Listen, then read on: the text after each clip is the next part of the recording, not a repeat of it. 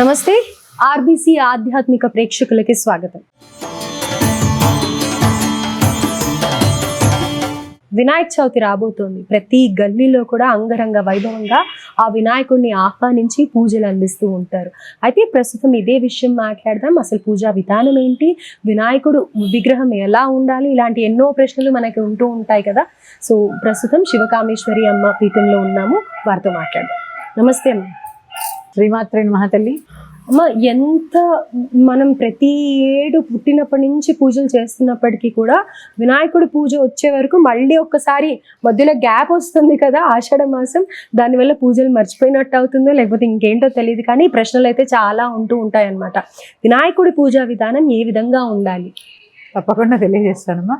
RBC ఆధ్యాత్మిక channel వీక్షిస్తున్న ప్రేక్షకులందరికీ శ్రీమాత్రే నమః.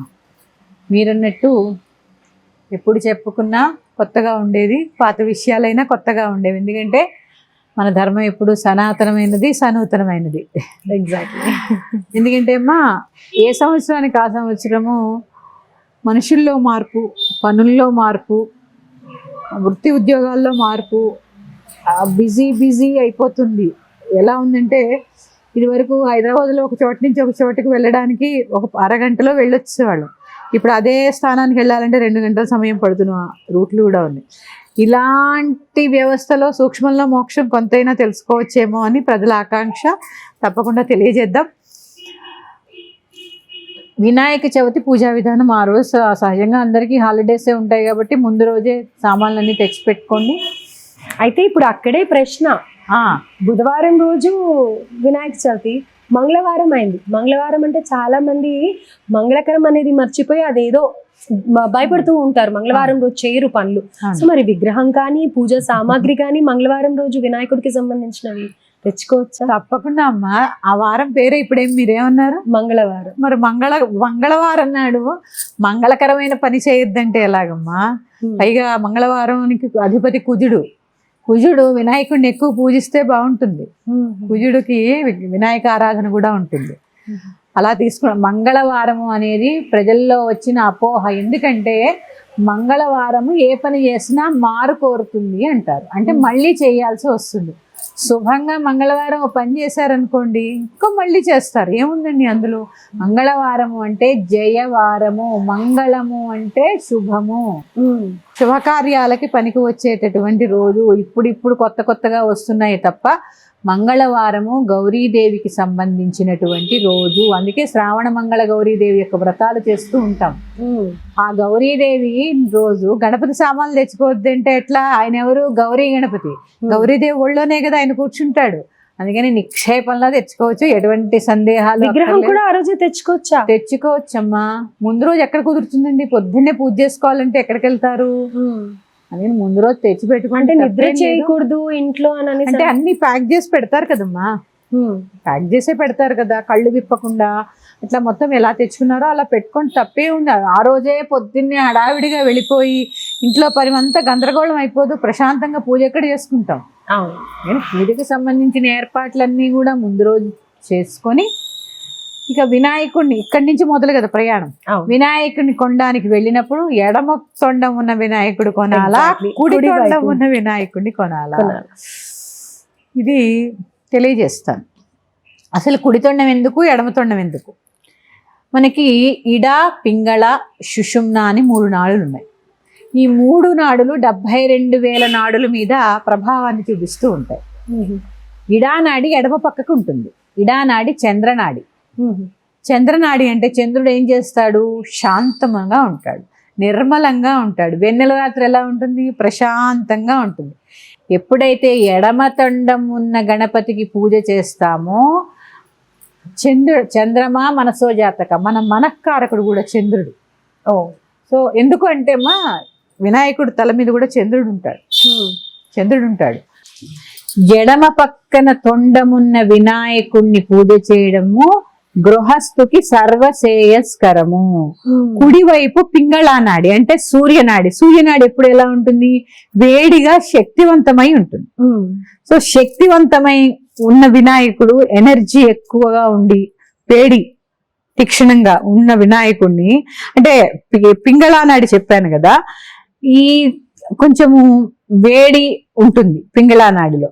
ఇలాంటి గణపతికి అంటే చాలా శ్రద్ధగా చేయాలి. ఎందులోనూ చేయకూడదని ఏం లేదు, మీరు తెచ్చుకున్నా చాలా శ్రద్ధగా చేయాలి. కానీ గృహస్థుకు మాత్రము ఎడమ వైపు తొండము ఉన్న వినాయకుడే శ్రేయస్కరము. గృహస్థు దానికే పూజ చెయ్యాలి. ఇంకొకటి, రకరకాల వినాయకుల్ని తెచ్చుకోకుండా పౌరాణిక గణపతి ఎలా ఉంటాడు? ఎడమ వైపుకి తొండము, అలాగే కొద్దిగా నాగాభరణాన్ని ధరించి, కింద మూషికం ఆయన వాహనము, చేతిలో లడ్లు, ఇట్లా ప్రసన్న వదనంతో ఉన్న వినాయకుడినే తెచ్చుకోండి. అది కూడా మట్టి వినాయకుడే. మళ్ళీ మట్టి వినాయకుడు రంగులేచ్చా వస్తుంది కదా మనకి, వచ్చి వెంటనే అనుమానం అదే కదమ్మా.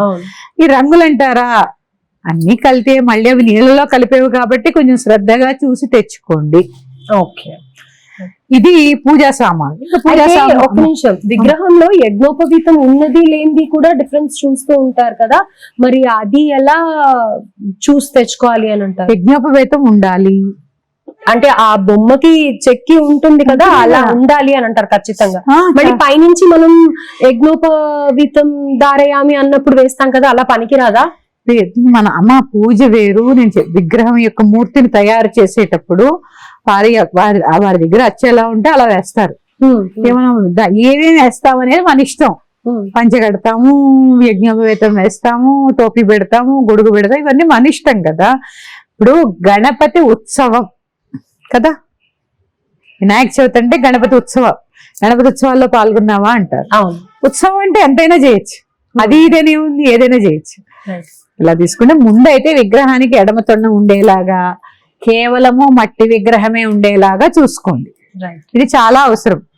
తర్వాత పూజా సామాన్లో ఇక రెండవది, విగ్రహం కొన్నారు, ఏకవిశంతి పత్రములు అంటే 21 రకాలైనటువంటి పత్రాలు. మనం మార్కెట్ కి వెళ్తే అసలు అవి ఏంటో కూడా తెలీదు, ఏవేవో అన్ని ఇస్తారు, తెచ్చుకుంటాం. బికాస్ మనం ప్రతి ఒక్కటి ఆ ఆకు వెతికి తెచ్చుకోవాలి అంటే కష్టం కాబట్టి. అంటే ఇవి ఎందుకమ్మా, చూడండి ఆ 21 ఆ పత్రులు గమనిస్తే అన్ని ఔషధాలు. రావి, మర్రి, మారేడు, తులసి, అలాగే ఉత్తరేణు, నేరేడు, ఏవి తీసుకోండి అవన్నీ కూడా ఔషధీ గుణాలు ఉన్నటువంటి పత్రులు. అయితే కరెక్టే అమ్మా. అయితే 21 లభించని టైంలో మీరు ఇందాక గృహస్థు ఈ వైపు తొండం ఉన్నది పెట్టుకుంటే మంచిది అన్నారు కదా. సో ఒక గృహస్థుకి ముఖ్యంగా అవసరం ఉన్నది ఏంటి? విద్య, పిల్లలకి సంబంధించి, అలాగే డబ్బులు ప్రతి ఒక్కళ్ళకి అవసరం, ఆరోగ్యం. ఈ 3 సంబంధించి ఏమన్నా ఆకులు ముఖ్యంగా ఇది ఉండాలి అనేది ఏమన్నా ఉన్నాయంట? ఆకులకి ఏమి ఉండదమ్మా ఇక్కడ. మీరు ఒక్కటి గమనించండి, అసలు వర్షాకాలంలోనే గణపతి నవరాత్రులు ఎందుకు వస్తాయి? మనం అందరం ఆలోచించవలసిన ప్రశ్న. ఏ దేవతకి కాకుండా వినాయకుడికి మాత్రమే ఎందుకు ఈ పత్రితో పూజ చేస్తున్నాము? రెండవ ప్రశ్న, ఎందుకు చేస్తున్నాము? పూర్వము ఎవ్వరు కూడా ఇళ్లలో స్నానం చేసేవారు కాదు. చెరువులు, వాగులు, నదులు ఇట్లా వెళ్ళి ఘాట్లా ఉండేవి, అక్కడ స్నానం చేసి ఇంటికి వచ్చేవారు. ఇప్పుడు వినాయక చవితి అయిపోయిన తర్వాత ఇవన్నీ ఎక్కడ నిమజ్జనం చేస్తారు? నదువుల్లోనో చెరువుల్లోనో నిమజ్జనం చేస్తారు. వర్షాకాలం ఈ వ్యాధులు ఎక్కువ అవుతూ ఉంటాయి కదా, ఒకరి నుంచి ఒకరికి వ్యాప్తి చెందే జలుబు, దగ్గు, తుమ్ములు, చర్మ వ్యాధులు ఇలాంటివి కొన్ని ఎక్కువ ఉంటాయి. ఈ కాలంలో ఈ ఔషధీ గుణములు ఉన్నటువంటి మొక్కలని ఆ నీటిలో కలపడం వల్ల ఆ నీరు ఔషధంగా మారి స్నానం చేసిన వారికి ఎటువంటి అంటురోగాలు రాకుండా ఆరోగ్యం బాగుండడం కోసం మొదటిగా మన ఋషులు మన కోసం పెట్టినటువంటిది. ఇంకొకటి రెండవది, మన ధర్మంలో రాయి, రప్ప, మొక్క, జంతువు అన్ని భగవత్ స్వరూపాలే. ఎంతో పవిత్రమైనటువంటి వృక్ష సంపదని భగవత్ స్వరూపంగా భావించి మనం ఆ భగవంతుడికి సమర్పిస్తాం. ఎందుకు అంటే గణపతి యొక్క పేరు గణపతి. గణములు ఎన్ని ఉంటాయి? మనుష్యగణం, మానవగణం, దేవగణం, రాక్షసగణం, వృక్షగణం, జంతుగణం, ఇట్లా అన్ని గణాలే కదమ్మా. ఈ గణాలన్నీ మనుష్యగణం పూజ చేస్తోంది, దేవగణం చేయించుకుంటోంది, వృక్షగణాన్ని భగవంతుడికి సమర్పించి. వీటన్నిటికీ అధిపతి కదా ఆయన. అంటే ప్రకృతికి సంబంధించినటువంటి దేవుడు గణపతి. ఎందుకంటే మూలాధార స్థితితో అంటారు ఆయన. అంటే మూలాధార చక్రానికి అధిపతి. మూలాధార చక్రము అన్నిటికన్నా మొదటి చక్రము. ఎక్కడ ఉంటుంది? భూమికి సంబంధించినది.